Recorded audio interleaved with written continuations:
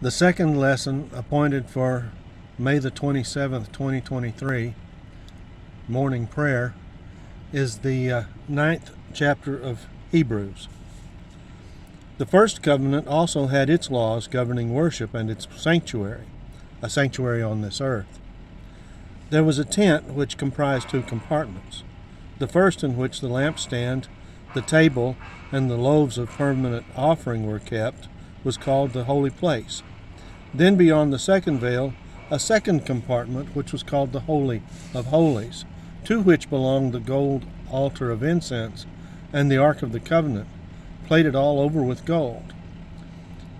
In this were kept the gold jar containing the manna, Aaron's branch that grew the buds, and the tables of the covenant. On top of it were the glorious winged creatures, overshadowing the throne of mercy.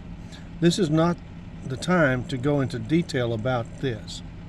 Under these provisions, priests go regularly into the outer tent to carry out their acts of worship, but the second tent is entered only once a year, and then only by the high priest, who takes in the blood to make an offering for his own and the people's faults of inadvertence.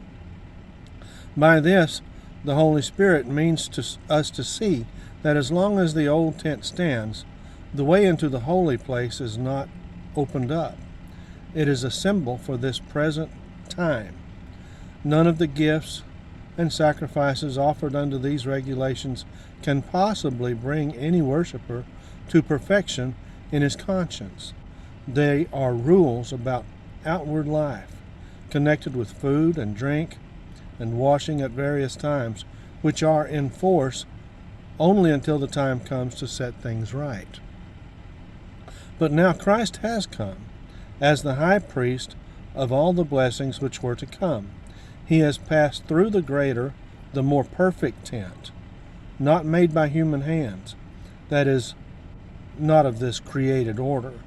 And he has entered the sanctuary once and for all, taking with him not the blood of goats and bull calves, but his own blood, having won an eternal redemption.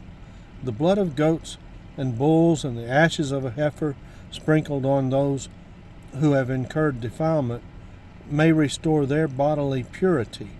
How much more will the blood of Christ, who offered himself blameless as he was to God through the eternal Spirit, purify our conscience from dead actions so that we can worship the living God.